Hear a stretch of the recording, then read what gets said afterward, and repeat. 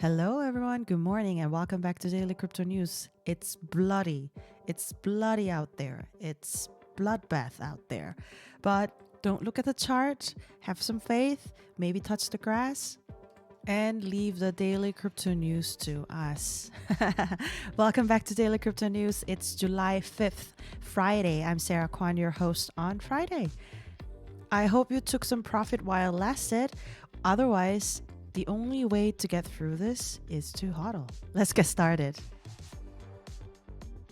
Data from blockchain analytics platform Arkham Intelligence show a cold storage wallet belonging to Mt. Gox has transferred 47,228 Bitcoin worth roughly around $2.7 billion. Repayments from Mt. Gox are expected to commence this month, so everybody is keeping an eye on what's happening in the Mt. Gox treasury. We have been also reporting that once Mt. Gox started to sell their assets to distribute the fund to their creditors, there will be some sell pressure. And this time, the distribution is going to be around 142,000 Bitcoin and 143,000 Bitcoin cash. And we have also heard the news from yesterday by Matt that there is another sell pressure coming from Germany. Regardless of how they're going to sell it, the investor sentiment has gone down really, really bad. The market is not happy. Even government investors are selling low, right? So expect some turbulences. Following up on the previous news, observers and analysts are wondering when we're hitting the bottom and where the prices could be next. Some has been forecasting that ease in the market condition will only come after the self-pressure from Mt. Gox and Germany are completed. Repayment from Mt. Gox are expected to kick off in July after months of extensive preparation. And who knows when Germany can sell all those 50,000 Bitcoin. After these two major news broke out, Bitcoin shed 7% of its value late Thursday, and the price went down to 53,000.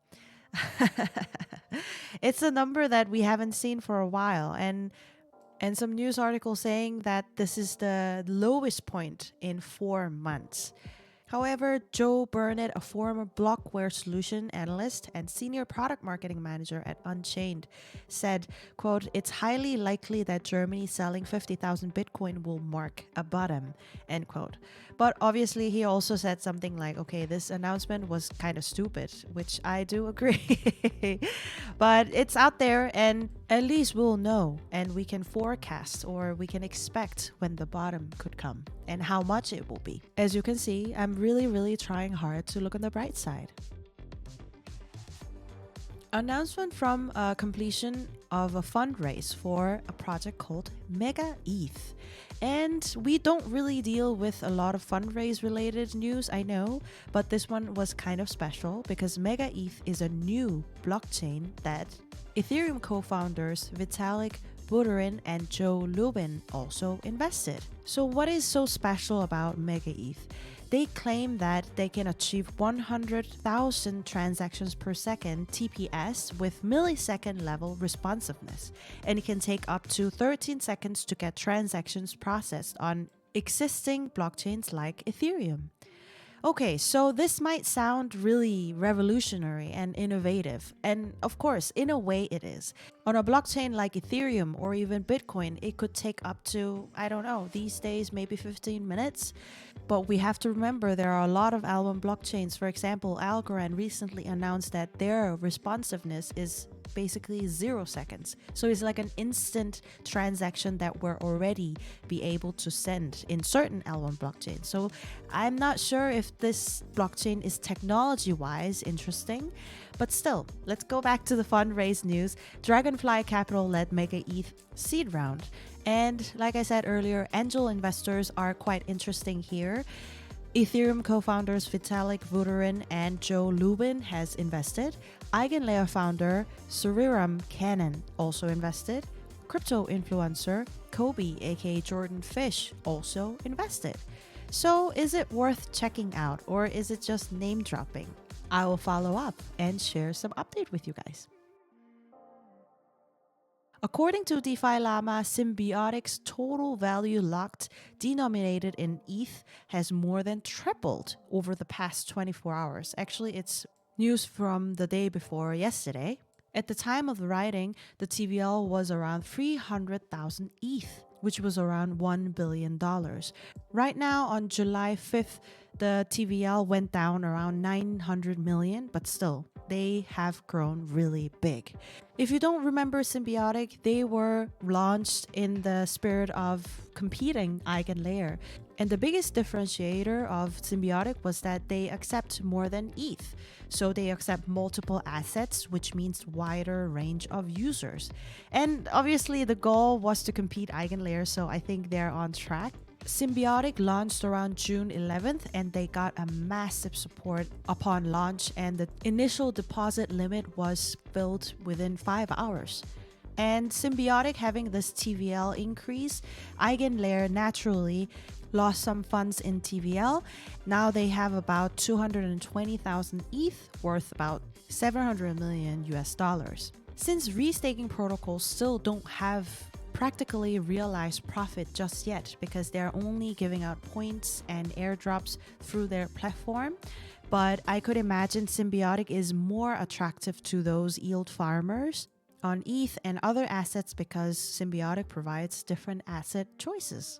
What do you guys do with your ETH that is just lying around in your wallet? You have 1 or 2 ETH in your bag, right? I would love to know your strategy on ETH investment.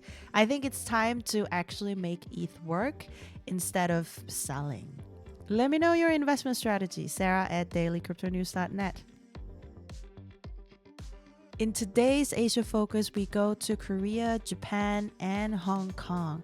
First off, South Korea's Financial Supervisory Service announced on Thursday that they developed a 24-hour surveillance system for local Korean digital asset exchanges. And the system is following the original Korean exchange, the stock exchange. So this regulation at least tried to protect the investors in the digital asset at the forefront with the centralized exchange. I think this is a really good movement. We still don't know how we're going to regulate the digital asset or define clearly what the digital assets are, but still the investor protection is going to be in place. FSS also advised exchanges to form a dedicated team within their own organization to monitor illegal transactions. And here, illegal activities and illegal transactions mean the use of tokens' undisclosed information or unfair trading, price manipulation, forging circulation data, etc., etc. So it's pretty much basic regulation, I would say, towards the exchanges. But the only thing is that we're still relying on the exchange's self-regulation. They have to report, they have to monitor, they have to report to the authority too. But we got to start somewhere. Japan's Sony is getting ready to launch a cryptocurrency exchange. Who thought Sony is in the Web3 game? But they have been actually preparing for some time now. They already own a platform, a trading platform called Whalefin, which they acquired last year. And Whalefin has been renamed to S-Blocks Corporation, and they will try to generate some additional value as a Sony subsidiary as a crypto trading firm. It hasn't launched, so there is not much to report about it. But if we go back in time a little bit, this crypto trading entity, Whalefin, was initially the Japanese crypto exchange Decurrent. And they were first acquired by a Japanese subsidiary of Singapore's Amber Group in 2022. In August 2023, Sony's wholly owned subsidiary QuedaWeb Corporation acquired the platform as well. And now they're trying to revamp it and then creating an actual crypto exchange. The Hong Kong Monetary Authority, HKMA, and the Securities and Futures Commission, SFC, are set to review the requirements on virtual asset-related activities as appropriate. Basically addressing that the requirements to acquiring license in Hong Kong region was pretty strict, so they are trying to loosen up a little bit. So working together with Invest Hong Kong, the Invest HK, China Securities Regulatory Commission, And they are really trying to get the corporate and other entities to come to Hong Kong, invest in Hong Kong, and root in Hong Kong. So the rules around getting the license of financial service providers is going to loosen up too, in the spirit of investing into Hong Kong. Now, applicants have to showcase a minimum net worth of Hong Kong million, which is around 120K US dollars, maintained over the past 2 years.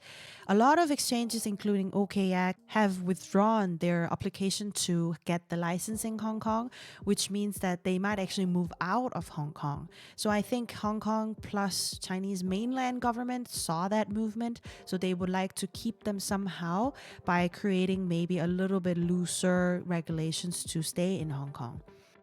As you can see, the price is low, but we have a bunch of news that each region and each part of the world have been actually doing well in terms of raising funds, launching new projects. I see so many new projects coming out. I see crypto fundraise information every single day, which still means that the market is still bull market. So I hope you don't get discouraged by the market situation, which I'm going to deliver very soon. Here comes the money. Here we go. Money talk. All right. If we see the fear and greed index, we are staying around 49. In some other platform, fear and greed index is very, very low. But at least on CoinMarketCap, we're staying at 49 still, neutral. And if we go to the price chart at CoinMarketCap at the time of my recording, which is around 6 a.m. EDT, we have number 1 Bitcoin, $54,290.12 and it's 5.38% down since yesterday. And number 2, Ethereum, $2,863.26, 9.23% down since yesterday. Number 3, Tether, $0.9998, 0.08% up since yesterday. Number 4, BNB, $462.83, 12.34% down since yesterday. Number 5, Solana, $123.36, 8.33% down since yesterday. Number 6, USDC, it's staying around the same, $0.999. Number 7, XRP, $0.3992, 11.62% down since yesterday. Number 8, Toncoin, $6.56, 9.4% down since yesterday. Number 9, Dogecoin, $0.094338, 15.07% down since yesterday. Number 10, Cardano, $0.3225, 18.10% down since yesterday. Market is very, very bloody. And our market cap of cryptocurrency has gone down too. It's not even 2 trillion anymore. It's $1.97 trillion. And Bitcoin dominance of 54.3%, Ethereum dominance of 17.4%. And that's our news today. Thank you so much for tuning in today and hanging in there this week. We don't know what's going to happen next week, so that's the beauty of crypto industry, right? Hope you learned something today with me at Daily Crypto News, and have a great weekend. Make sure to leave 5 stars review, which costs nothing. And until Monday, happy hodling, everyone.